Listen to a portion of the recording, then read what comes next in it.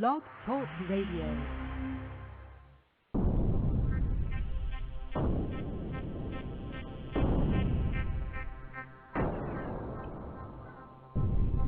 Ladies and gentlemen, it seems we have a problem. I would like to introduce Bigfoots Pad Paranormal Investigations team.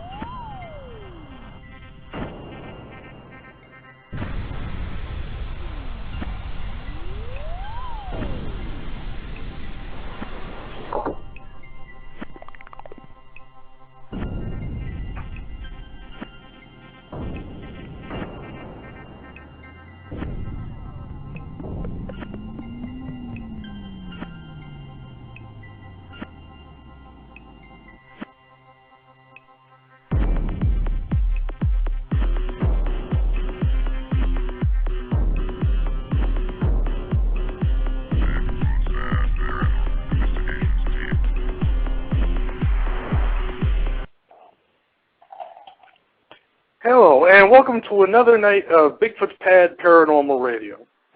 Tonight, we will be talking to Dennis Whitney, ufologist and paranormal researcher.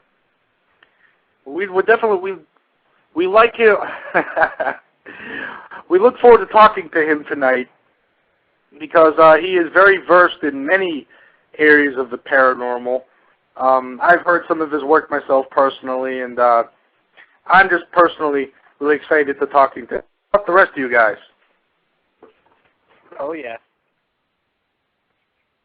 Well, I was going to see if you want to start off the show and explain a little bit about your background and what got you started in the UFO field, Dennis. Yes, I got to tell you, I can hardly hear you in the background. I can hear one of you very clearly, so I don't know if we're having a rough connection here. Can you hear me pretty clearly? Yeah, you're fine on my can. side. Oh, is that right? Okay. Can you run the question by me one more time then? Oh, can you hear me a little better now I turned up the volume? A little bit. You just kind of sound a little off in the distance, but that's okay. We'll get through it. I'll pay attention closely here. I was going to say, can you explain a little bit about your background and what got you started with UFOs and researching those? Oh, absolutely. Back in about 2005 or so, I had my first serious contact experience, and that came about having no previous serious knowledge about the subject. So that pretty much instigated my future studies.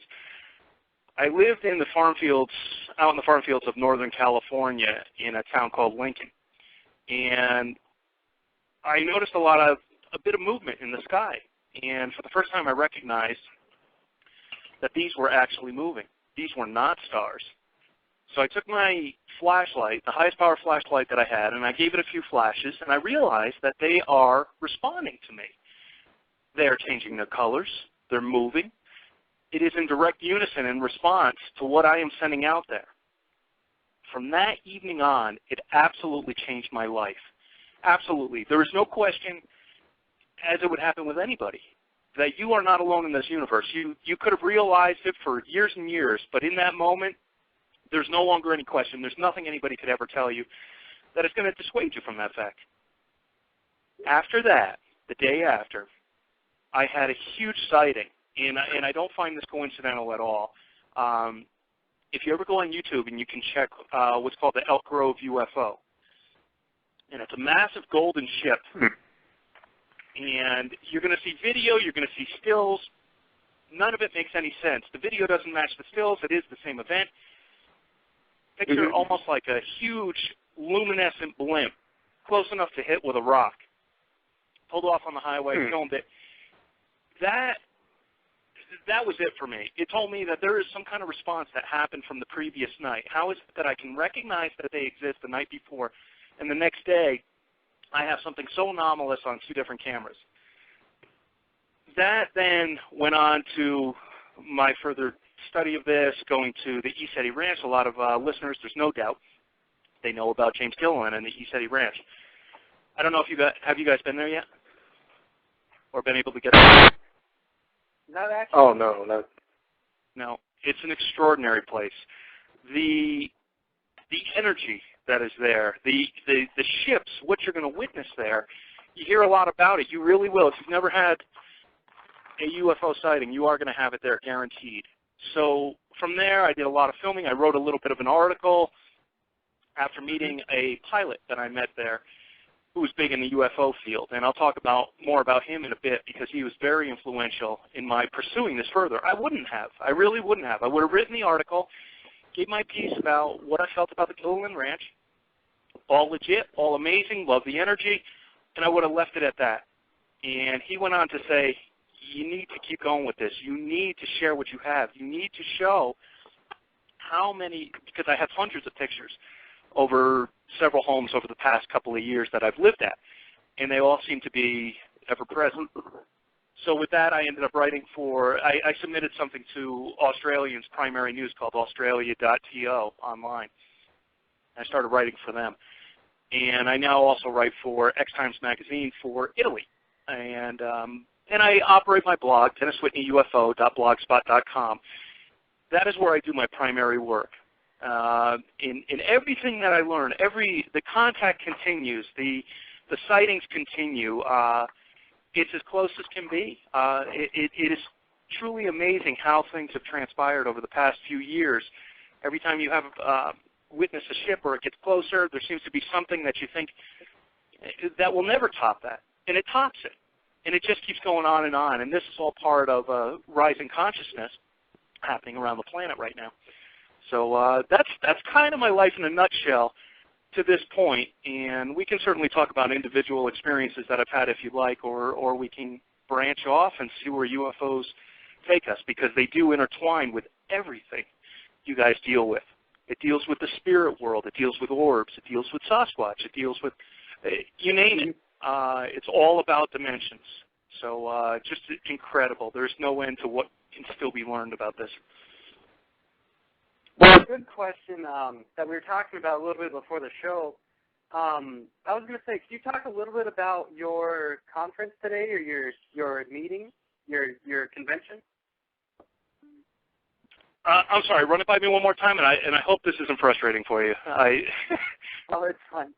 I was going to say, can you talk a little bit about the convention that you were speaking at today?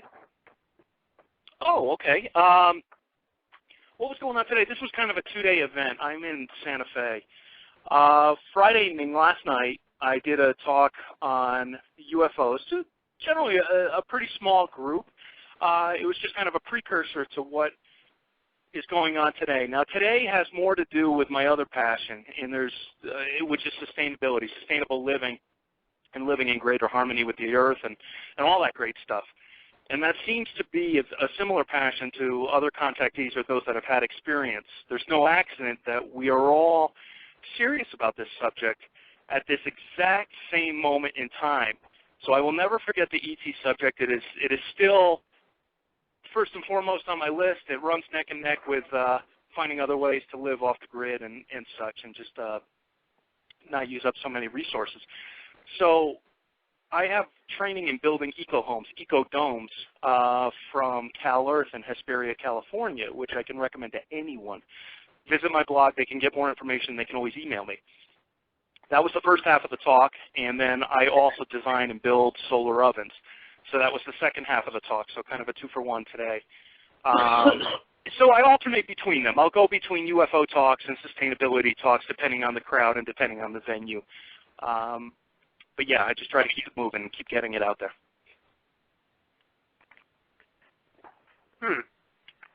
Well, I was going to say... were you not ready for that? That was fine. Yeah, Nick, did you have a question?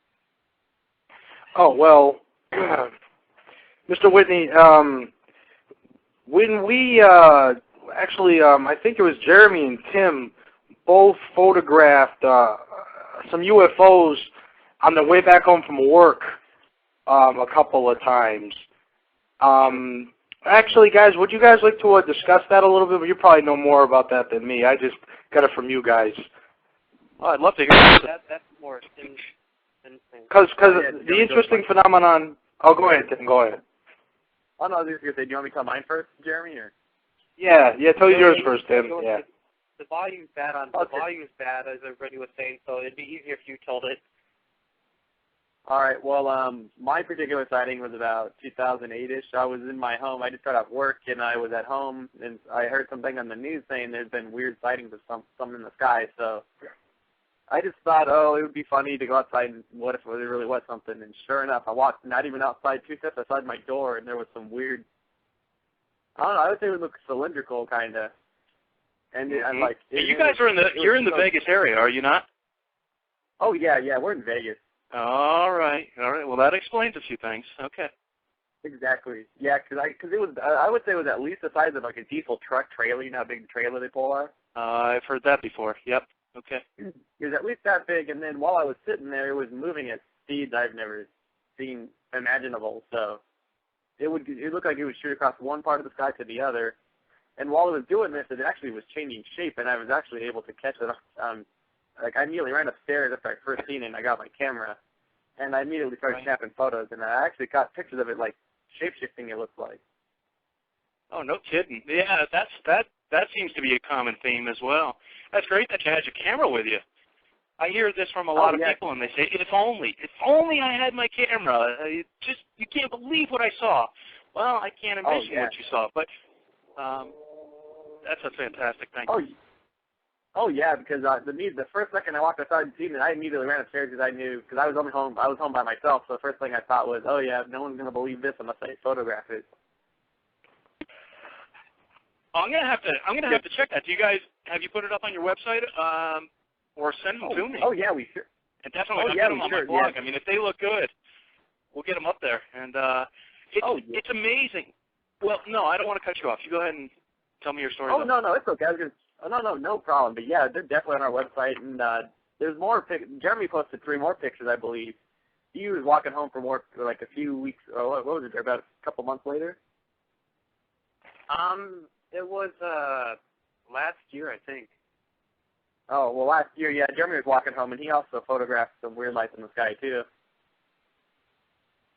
Well, did they appear to be?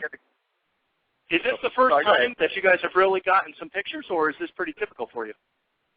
Oh, this is the first time we've gotten pictures, but all my life I've had off and on experiences. I've probably seen 3 or 4 my entire life. This was like the most recent one, though, or second most recent one. Yeah, it's and the reason I ask that is because I think we all have the same. I don't want to use the term circle of friends because usually, at least in this day and age, we kind of bond with those that want to listen to the message and listen to what's going on out there. And I don't have a lot of time for skeptics. I don't mind their view, but there's too much to share. And it's usually those people that will tell me, you know what, I'll believe it when I see it. Well, you kind of have to turn that on its ear. It's more of when you believe it, you'll see it. And it sounds counterintuitive. Everything about it, everything that you witness, and I'll cite a couple of examples as soon as I'm done, of 2 people that have had their first experiences this week, and I'll tell you how they did it. When you believe, it changes your vibration. It changes the electromagnetic makeup, basically your aura. So your electrical field changes, and that translates to color that they can see from miles away as if they had on a pair of night vision goggles, like we would watch them. So they can see immediately who's ready, who's accepting, who can tolerate seeing a full-blown craft, and they know that you're going to share that with somebody else, who's going to share it with somebody else, and it's a very grassroots way of raising consciousness, or the knowing beyond the physical brain. You just keep sharing that. And this seems to be the goal of where we're at right now. Now, the reason I bring this up is there's 2 women. I've known them on Facebook for a period of time, but I showed them how to photograph, and I'm actually here in New Mexico, in Santa Fe. I'm actually showing people last night how to photograph them. Do not write these all off as stars, and that's the problem. They're all above us right now. They are absolutely flanking the planet, and they seem to be jockeying for position for the biggest show on Earth coming our way. I mean, this ascension, this vibrational ascension that's happening now. But when I showed them how to photograph them, which is basically when you spot something that's a little out of character, zoom in on it as far as you can. It's not very technical, but it does work. Zoom in on it all you can, take the photo, and then digitally zoom in again after you review it, and you will see an amazing amount of movement. What you thought was a star is no longer a star, and you really have to give something about 10 seconds of your time to look at it, and you'll recognize that quite a few of them above you are bobbling around. They're up there, they're doing figure eights, they're doing what they do. You never, ever would have known that if you didn't give them a few seconds of your time. So if you do that, you're going to see a lot of them. Now, where that brings you is you're sending out that intent. You're letting them know, not only do I see you, but I'm accepting of this. I'm okay with this. If you want to come closer, I'm fine with that. Now, you may not verbalize that, but essentially that's what you're doing. You're taking photos, you're not afraid, and you're telling them I'm okay with this whole thing. And remember, that's how mine was initiated back in 2005. And now for these two women who have done the same thing, suddenly they're having some very close encounters. Not frightfully so, but ships that are coming way closer than they've ever seen in their lives. And it all there's this law of the universe where they do not intercede. And you can apply that to so many aspects of this phenomena where they're not here to intercede. They will at one point. But you have to make the first move. You have to let them know I'm okay with it. You can draw boundaries, and it goes for contact as well. If there's something that was truly frightful to you, you can let them know. You know, that really scared the heck out of me. I really prefer that you didn't do that, and they'll back off on it. So they understand what you're thinking. They know who you are as a person. They understand that you're trying to capture them on film. And that seems to get it going. And the more sightings you see, the more intense they get, and they just seem to be ramping up. So I just wonder after your photos now if maybe you'll see even more and even a little closer. Oh.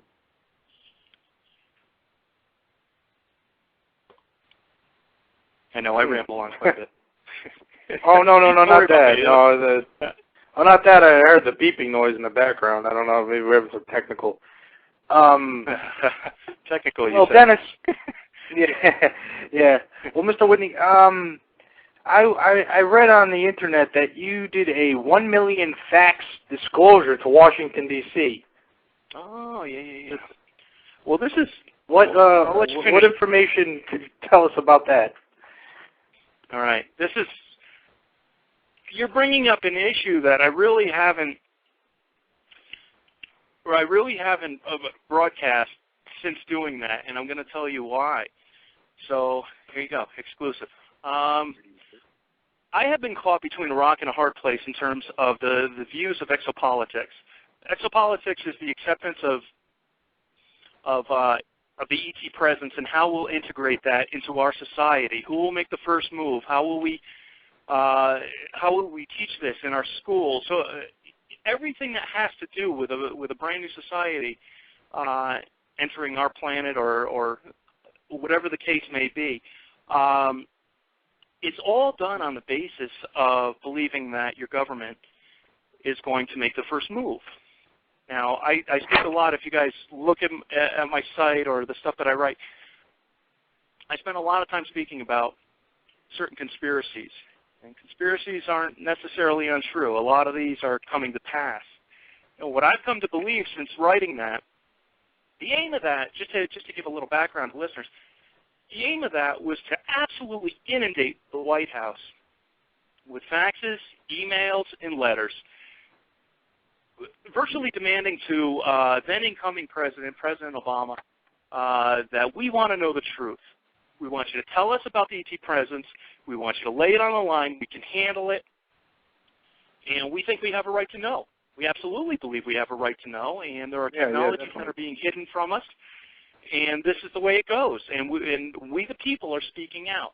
Now, the hope was that was going to reach the right people, and it's not that it didn't reach the right people. You had people in a certain position in there John Podesta of the Clinton administration, former White House chief of staff for Clinton, saying publicly that that basically Americans have the right to know this, and we want to get this out there. Now, this was all prior to Obama being elected, so we believed, okay, he's the right guy in there, and he's going to make a move. Yet Hillary Clinton, who has spent more than enough time with the Rockefellers, which is it's an absolute database of UFO information and all the secrets that are going on, and anybody that wants to pay attention to secret societies, you know the Rockefellers are deep within that. So the hope was to get this all out to the public, and I'm making a short story very long here. The point is the government is not going to share this information, and I have drawn a line there. I can't pinpoint when that was. It was not too long ago. But I made the decision that this is not going to happen. So this whole business with a million facts on Washington, which was sponsored by Stephen Bassett of Exopolitics, and he continues to do the X conference, which is a wonderful thing. Everything about it is a very good effort. But I think I'm at the point where I just believe it's naive. And he's going to hear this. He's not going to be very happy with that. I believe it's coming from above before it comes from below. If this government, as we're seeing now, cannot be honest about the little issues, they're never going to broadcast VP intelligence among us. There are so many ramifications to that they would have to come completely clean on everything that they've done, all the threats that they've made, maybe people that they've killed. But there would have to be complete amnesty for everyone involved with no threat of prosecution. So you're seeing that happen now with a lot of ex-military that are coming forward at the National Press Club in Washington, D.C. at such things as the X Conference. So you're getting those perspectives, and you're getting great testimonials from people that really know what they're talking about. But this is not going to move this administration, I believe. It is going to happen from above. They're going to say enough is enough. You, the people, need to know. So we're going to let you know that we exist. And I think that's what they're doing now is they're preparing us.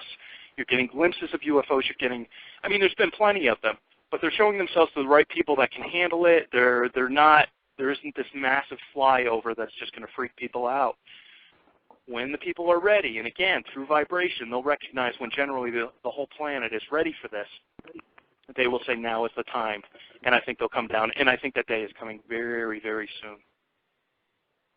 Dennis, we actually have a caller on the line, and her name is Stephanie, and she wanted to speak with you about our talk we had about the stars. Okay. Absolutely. Hi. Can you guys hear me? Hi, Stephanie. How are you? I'm good. How are you? Good, thank you. Good. All right. So actually, like a week and a half ago, I was with Jeremy. Jeremy's my boyfriend, and we were driving up the hill by our house because we live by mountains. We live here in Vegas, and I noticed, I was like, hey, look at that star. It looks a little weird. So we were looking at it for a little bit, and I was driving pretty slow up over an overpass by a bridge, and it was pretty late at night. So, you know, there wasn't any lights in the way. It was just all, you know, the moon and the stars and everything. And we were watching it, and then all of a sudden it looked like it burned out, but you could see like a trail of smoke, like it just like flew off in the air. Because I noticed that thing, because the light around it, it looked a little different than what a star's, like, you know, glow should look like, and that's why it caught my attention. I thought that was interesting because I'd never seen any. That was like my first UFO experience. I'd never seen anything like that before. Wow. I mean, there are times you're going to be able to see things that, I got that question last night. Well, how do we determine if it's a UFO? You know, it's kind of, you quickly determine that I know it's not a plane and I know it's not a helicopter. So in between, what do we have? We have military secret projects.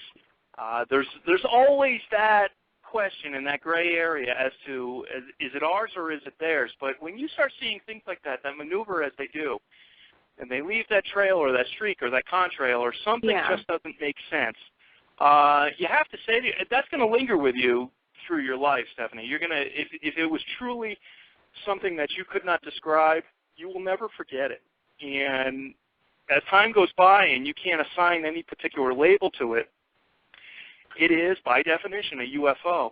we're seeing more and more every day. I wouldn't be surprised. And again, you're in Vegas. You are in a very interesting area where there's a lot of test aircraft, but then there's a lot of theirs, interplanetary species, space brothers, whatever you want to call them, that are monitoring what it is that we're doing. And when you're near a military base, if you happen to be, they are paying close attention. A lot of people will just write that off as saying, well, it's the military. No, it could also be them keeping an eye on what it is that our military is doing. And they like to say in Groom Lake or Area 51 that we're back to the mundane projects. Nothing to see here, folks. Move along. We just don't, we're just doing basic tests and things like that. Those on the inside will say we're as active as ever. So I don't know, Stephanie. It's hard to say. I mean, if you also got pictures, they'd be great to see. But you saw this pretty low in the sky? Oh, yeah. Like, ask Jeremy, because he was right there with me. Like, one minute it was there, and, like, the next, like, you could, like, distinctively see, like, a trail of, like, smoke from where the light was, and it was just gone. Like, we were watching it for, maybe 2 minutes, because we live right by the mountains, so it was pretty distinctive because it was right, there was no other lights around it. Like, there was no street lights, and because, the area, it was about 10:30 or 11 o'clock at night. Yeah, well, there's a lot of fun stuff that's happening in regards to lights disappearing, craft disappearing. Yeah.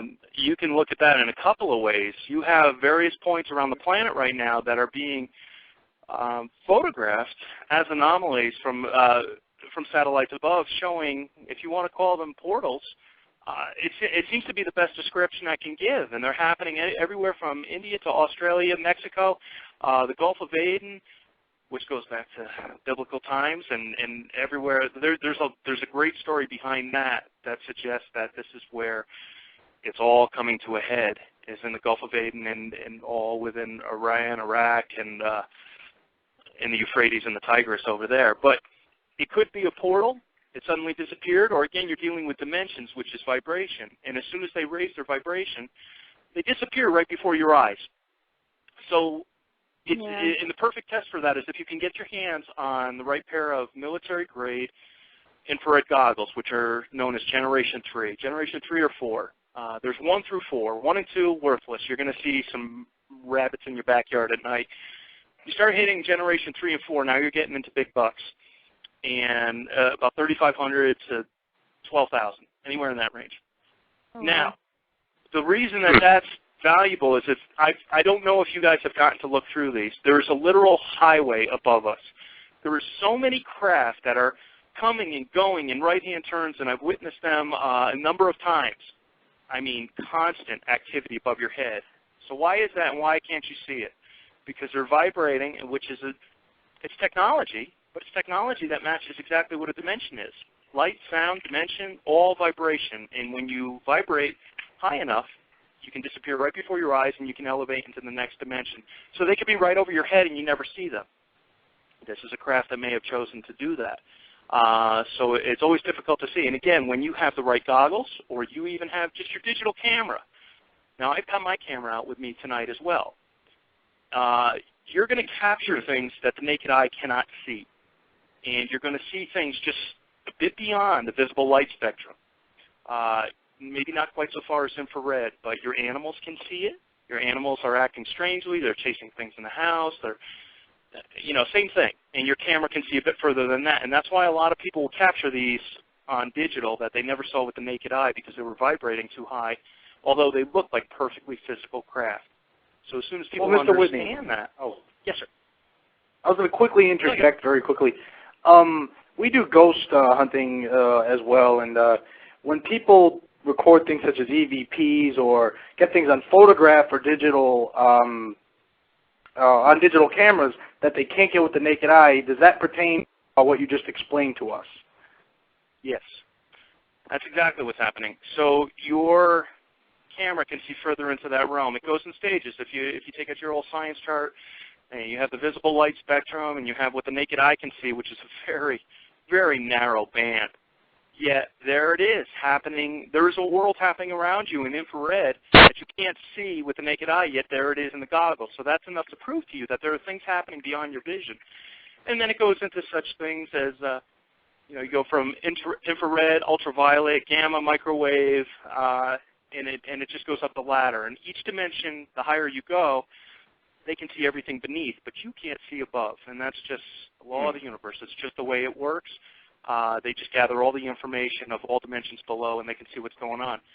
So the same thing, when you guys are capturing orbs or apparitions, you're seeing into a realm that may not be quite so high as something like gamma, but in the infrared, sure, you have a lot of equipment out there that are seeing things that are going on, and they can see you, you just can't quite see them. And that all comes back to UFOs as well. They're all kind of meeting in the hallway. So when you start getting into the fourth dimension, which is time, and once you get there, there is no time or space as we know it. Time has no meaning. You start getting into the fifth dimension. Now you're talking about those that have passed before us. So this also seems to be where a lot of the UFOs are either coming from or using as a hallway of sorts to duck in and out or to use as a portal from one place to another in the universe. Because, again, once you're in that dimension, you can drop down not only in any geographical area, but any time in history. So that just leaves the whole thing wide open to what's possible. Well, we have a couple of questions in our chat room. I was wondering, is my sound coming in any better right now? Not too much. That's all right. But you know what? In moments like these, I put my finger in my ear, and I'm really paying close attention to you here. So I got you, though. Oh, somebody's asking, could you explain a little bit about chemtrails and how they could be UFO related? Well, yeah. I mean, chemtrails, in my personal opinion, it can be a little tough to determine what may be UFO related, and a lot of times you will capture a UFO at the lead edge of a chemtrail.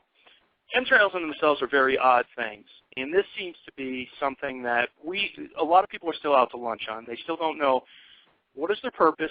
Are they harming us? Is this a governmental project? And then you just see it seems to be a natural residue of UFOs. So you have a lot of a chemical makeup and things like barium and strange things that have no business being in the universe. Well, I shouldn't say that. They have no business being jettisoned from any kind of typical jet that we have. So you have to first determine if it's a chemtrail or a contrail. Contrails should evaporate almost as quickly as the jet goes by. If it's a chemtrail, it's going to linger, it's going to spread out. Suddenly you've got these very wide bands that just will not go away, and one merges into the next. If it's something maybe that we're doing. And if it's a UFO, it could be a little tough to determine exactly whether it's causing it or it's one of our governmental projects. But yeah, if you can get a chemical test on it, most people cannot, you'd find out that it's just a completely unnatural material in our atmosphere. But there are plenty of pictures, a fair amount of pictures out there that have a disc at the very end of one of these chemtrails. So hard to say, because a lot of times it doesn't leave any residue behind at all. So why is that? Definitely, yeah. Well, you guys had a couple of them, though, right? Yeah. Well, one of our team members actually was going to bring up a question that was in our chat room. Sure. Brent? I don't know if he's listening. Yeah, you still there, Brent? Oh, yeah. Sorry about that. Now I'm like, oh, we completely lost him now. Now we have no connection. No, you're there. Uh-oh. But the question is... Did you bring up the question from the chat room, Brent, that I wrote you? All right. It's well, the question is, how can you tell from like actual UFOs and government UFOs, and how could you actually tell them apart? Well, I'll be honest with you. You can ask anybody in the field. You can go to guys like Stephen Greer, and the answer that they're going to give you is you just better know. You need to know in your heart. You need to have some connection with that craft, or you need to be connected with the outside world, the other worlds. There is no hard and fast rule to that, and that might be the scariest element of it. I say scary because we still talk about things like Project Bluebeam, and Bluebeam is a governmental secret project which seems to be in its final stages before being, I don't know if it's going to be unleashed or not, but I'm waiting for it. And what that suggests is the government will send up basically a hologram of a flyover. Picture Independence Day, but created by our government, and it's all done to incite fear, and it's all about fear. So you get scared and you run to the government because you want them to protect you, and it gives them more power, and on and on and on. And these are the very basics of a false flag operation. Where was I going with that? What was it? Brent, run the question by me again, because then I went off on a tangent there. What is the the real one, the real from the fake? Okay, so you have to look at the fact that we've back-engineered so much technology from actual craft that we virtually duplicated it. Now, that's the same thing. It doesn't matter if you're in Vegas, where you have a tremendous amount of activity. I'm in New Mexico. We have a tremendous amount of activity. It's happening all over the planet. And to say that that's ours or that's theirs, I don't think we've made that determination yet. And I am always quick to say that there's a little bit of each going on there. They're not all ours. I've had people say that. Well, they're just governmental projects. No, I won't dismiss that they're up there. I know we have the technology. But there are others that are there that are not ours, and they're keeping a close eye on what it is that we're doing, and they're always present. Distinguishing the two, I'm waiting for another researcher to tell me this is the rule. This is how you pick them apart. Again, you go back to Greer, and he says you just got to know in your heart. That's a little unsettling for some people, but I would never be. Just eliminate the whole fear thing. I wouldn't even be concerned with that. Like any neighborhood, you have the good with the bad. Everything suggests now that we are being assisted through this transition, through this evolutionary phase of ours, that all ties in with the Mayans, the Hopi, the Lakota, the Sioux. It comes from every indigenous culture telling us what we were supposed to go through, we are going through right now. And the suggestion being also is that we are being assisted. So if you want to break it down to its simplest terms, there are more good than are bad that are on our side. Come 2012, it's also said that there will be a quarantine lifted off of this planet. There's a federation that keeps things in check. It says you can't touch the planet. You can't molest it for your resources or whatever it is that you want. After 2012, we're going to loosen restrictions. But I believe you're going to see a lot more good that are here to help us, and I would never be afraid of them. I really wouldn't. I hope that helps. Do you know? Question, Tim? Oh, you go ahead, Brent. Oh, I was just wondering. Have you ever heard about about our government actually being run by aliens with a dark agenda? Have I heard about our government doing what? I'm sorry, Brent. Our government actually being controlled by aliens, like through their dark agenda. I think controlled might be the wrong word. We are not in power, and that is the long and the short of it. We think we are, or our government thinks they are, or maybe they don't think they are, or maybe this is all just a charade. We are not at the top of the food chain here. As far as being controlled by them, we are still given free will upon this earth. We are free to make our own mistakes, our own screw-ups, our own successes. There is a point, though, where, again, getting back to this federation, it's the Galactic Federation, ships from the Syrian constellation that are here possibly to help us out. And they are not going to let things go 1 second longer than they are supposed to. So basically, all the scary stuff that you see out there is only going to go so far. Now, again, that's my truth. I'm not here to tell everybody that is the fact. I mean, this is something you have to read a few things. There are a lot of resources that you can do, and you're going to come to a decision and say, you know what, I do believe that. I do believe we're okay. And everything that was supposed to happen now, even the bad stuff, is happening as it should, which also suggests that everything good that's supposed to happen afterward is also going to come to pass. So as far as controlling our government, let's just say they have us contained, then you could do keeping us from stepping out of line. And you can go back to cases. I know you guys deal in different trace cases, physical trace cases, and things like that, but you also have the elements of the nuclear weapons. And they have shut down our missile bases. So for anybody that thinks, well, you know, I'm not thrilled about the whole Iran thing. I don't think that's good news for much of anybody. I do in my heart believe that a nuke will not be set off on this planet ever again. It will not happen. There is too much evidence that they have disabled our missiles. They have shut down missile silos. Malmstrom Air Force Base, was that 1967, shut down 10 missiles, nuclear missiles of ours in Montana, all redundant systems. They will not let it happen. And you have to believe that this is another one of the reasons when we send things out to space, we're still a primitive culture. We got a new toy. We want to play with it. We want to blow things up. Well, it's no longer just about us when you get to that point. Now you're affecting other civilizations. You're affecting the atmosphere for other beings that need to live in it, traverse through it. And when you're dealing with nukes, you're dealing with something that rips the fabric of time and space. Now you're affecting other dimensions. We cannot be allowed to do that because that is when things really kicked off. Back in New Mexico in the 40s when we started setting off atomic bomb tests in Alamogordo and White Sands, that was that. We have never stopped seeing UFOs from that point, and they have monitored it ever since. So, so again, getting back to your question, Brent, in a very long way, they have us contained that way. And if we go too far, our administration goes too far to crack down on the people, that will be that, and they will be stepping in. And I believe that day is coming anyway to help us make this transition, kind of integrate us into this galactic neighborhood.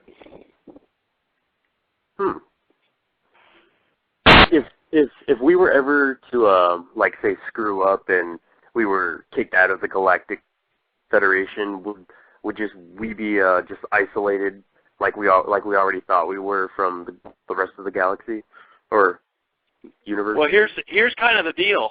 We're really not part of the Galactic Federation. Our hope is to be part of the Galactic Federation. So you picture any number of species. I mean, dating back to the 50s, you had 57 known species visiting this planet, and this is according to ex-military and guys like Bob Dean and just a whole host of insiders and ex-military. Clifford Stone. I mean, today it could rank in the thousands. So there's a lot of species that are involved with the interactions of this federation. We are not part of that. We are, I don't want to say an experiment gone wrong, but we are still very primitive, and we will be kept in check. The idea being, many of us will ascend. We will go through, and I don't know how much you guys pay attention to this. I know a lot of listeners do, but the 2012 ascension will basically take us through exactly what the Mayans went through. The Mayans did not disappear. Well, they did in one sense, but they're not extinct. There's 1 million plus left. We are about to go through what they went through. And that is an ascension into the fifth dimension. So everything about us is raising the vibration of the planet, of each of the individual beings. And when you raise the vibration, you go into the next realm.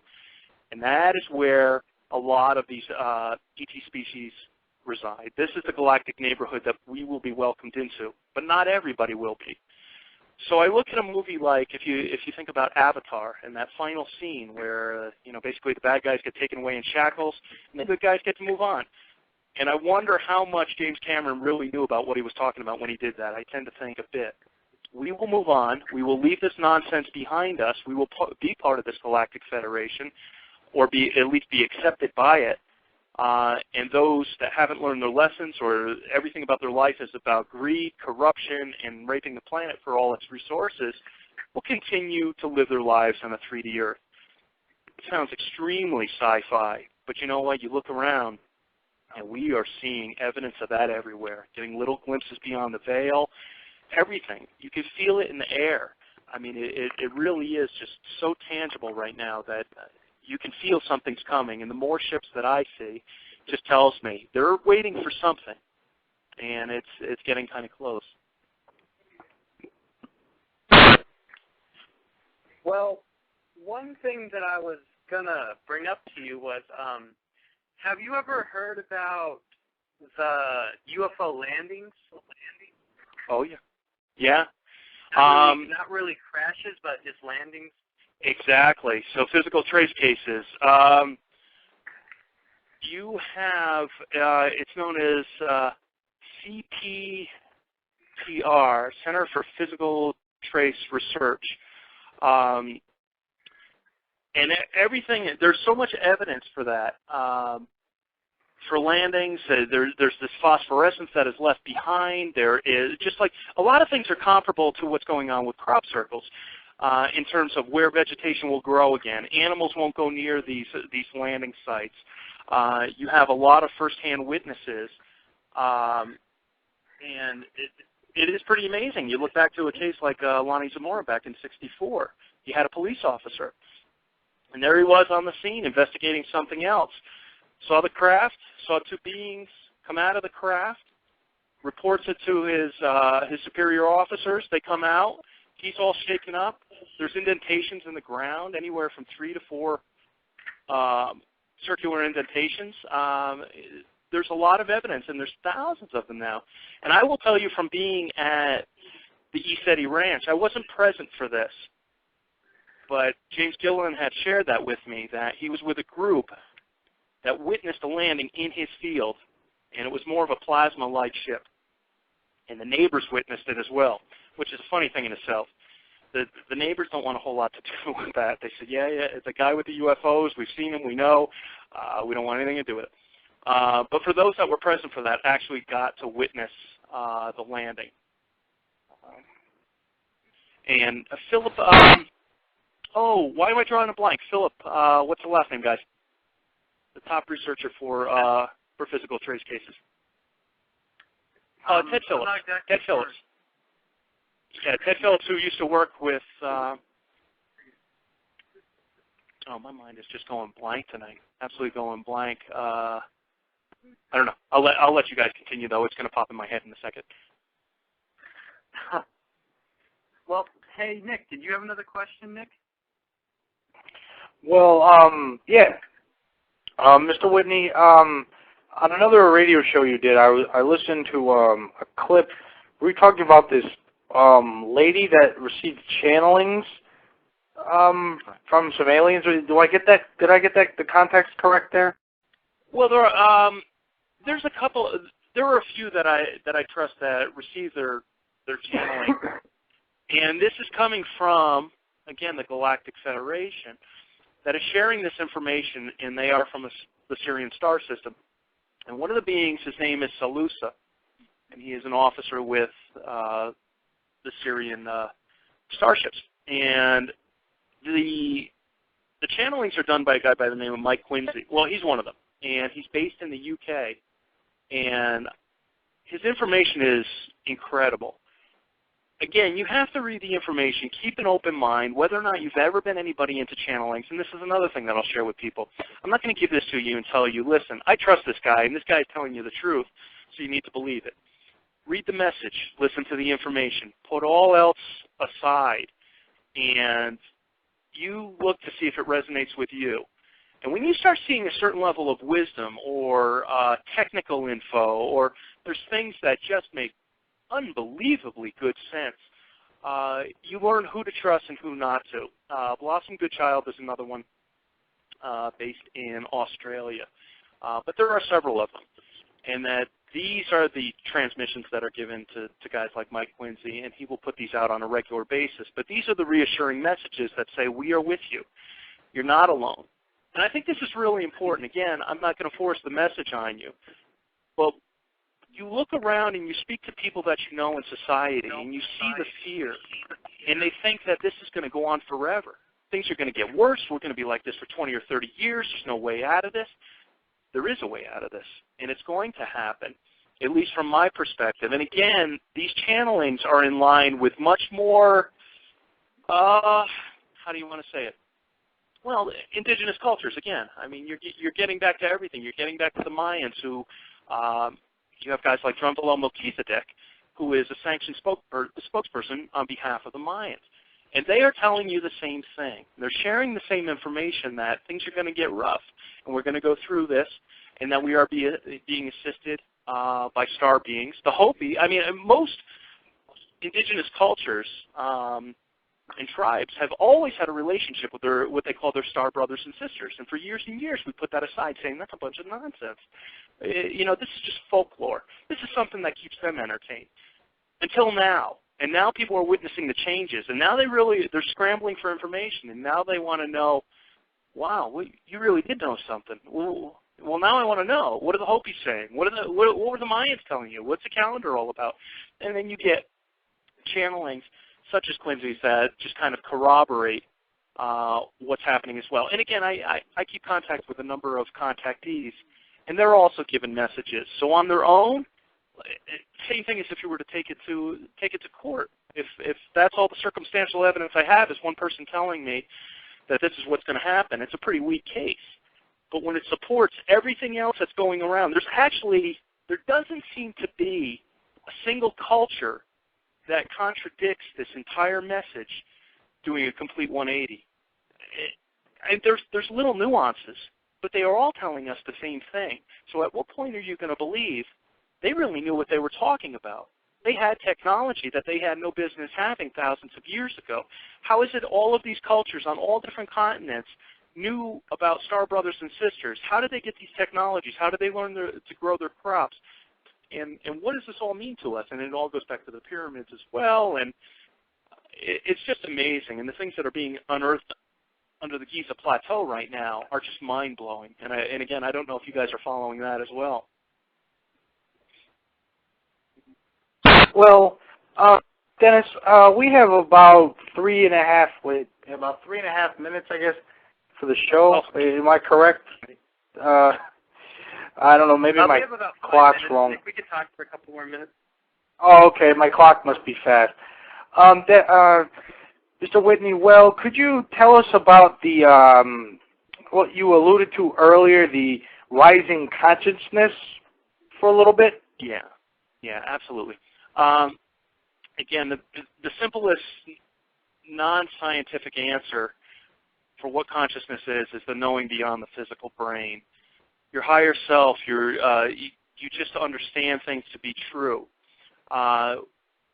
This is tapped into higher dimensions. Many of us know that we have chakras in our body. They are points of energy that tie into other dimensions. The more we learn, the more we tie into the next dimension. It's almost like we're being tested by a higher power, or we're being given a task. And when you accomplish that task and you understand a certain element of how the scheme of things works, you will tie into that dimension, which then feeds you more information from that dimension, just like a conduit, just like a pipe. And then you learn more. And then you tie into another dimension. Another chakra ties with another dimension. And what all of that is doing is not only feeding you information, it's raising your vibration. The more information that you know, and not just information, but positive information and an understanding, a truth, there are certain emotions that raise your vibration as well. So what we're doing individually across the planet is we're trying to raise our vibration. Just like the UFOs raise their vibration to go into other dimensions. They can do it at will. We cannot. Some of us can. But we are all heading in that direction. And the way to do it is to control your emotions. You embrace more emotions such as love, sympathy, empathy, forgiveness. These are all positive emotions that will scientifically, measurably change your electrical field, changing the color of your aura, which again tells the UFOs and the ETs where you are in your development. But as a planet, this is where we need to get. Everybody needs to raise their vibration so that we can raise the vibration of the planet and just ascend into a higher dimension. Basically bring the entire Earth into a higher dimension. We're doing it on a physical level as humanity. The planet is doing it in a variety of ways as well, and it's doing it through its galactic alignment. So this is incredibly unique. We are about to ascend with our planet and with our physical bodies into the fifth dimension. We do not have to die to make it to the fifth dimension and leave as light bodies as we would, say, when we pass away. We are taking our physical bodies with us. Some people dispute that, but this seems to be what we're being prepared for, and our bodies are being prepared for. And the planet is doing its part. And the ETs are present to provide us with even more vibration to help us ascend. And this brings you into a whole new world where you leave behind all of the nonsense, all of the corruption. You have a much beautiful, more pristine earth. I know this sounds just like a very happy thing to think about and a lot of positivity, but everything fits. And what happens is our DNA is reconnecting. We are changing. We are changing as people. We are changing physically, and we are becoming a species, an enhanced species. And that is happening now. So we've got to do our part. We've got to focus. You stay out of things like fear. So let's talk about the negative. Stay out of things like fear, corruption, hate, any of those kind of things. Maybe an incredible desire for material goods. All these things are lower vibrational energies, and they keep you from raising your vibration. And I'm going to pose this to you guys because you know an awful lot about this as well. When you're on your investigations and you get orbs, watch for who the orbs are around. Orbs will want to be around those based upon who they are as a person. They want to be around decent, good people. I have been side by side with somebody, and not that there's anything wrong with them, but they still have lessons to learn, or maybe their priorities aren't quite straight, or they're big into just Hollywood and money and things like that. An orb won't go near them. Yet you're going to look at somebody who's maybe doing a bit of meditation, who cares about humanity, who's trying to make a difference, and trying to help others understand what's going on. This is how you raise the consciousness of others, and orbs will be so surrounded of you. That's where you're going to catch your pictures, many of the pictures. So I don't know what but... Oh, Mr. Whitney, sorry to interject again, but we do have 3 minutes now remaining in the show, and we always give our guests at this period of the show a time to share any links or any other pertinent information that they might just want to share as closing comments. Absolutely. I appreciate that. Anybody that cares to look into the subjects that I'm talking about or wants to see links to either my magazine articles or just see plenty of postings on all of these things can go to my blog. And it's DennisWhitneyUFO.blogspot.com. It's a mouthful, so it's my entire name, UFO.blogspot.com. And you will see plenty of things, enough for you to do your own research that will give you links to learn more about these subjects. The other thing I want to mention, especially for Facebook users, there is something that I'm involved with now, and it's known as Gaia Souls, GaiaSouls.com. What Gaia Souls is, it's a company, it's a social networking site. I mean, picture Facebook, but for those that are truly interested in either this ascension or their own consciousness or UFOs, basically the subjects you want to talk about. I have nothing against Facebook. I have been addicted for a long time. I've met a lot of researchers and other people on there as well. I don't know where I would be without something like that, but this seems to be the next phase. So if you're really interested in just discussing these subjects, you can always look me up as well. Dennis W. is my screen name. And this is actually created by a UFO friend of mine who I met at the ranch. His name is Pierre. And it's just the most beautiful site. It's one of the nicest platforms. And you can get serious about the discussions that you want to have about these subjects. It just blows me away. So definitely come visit me there.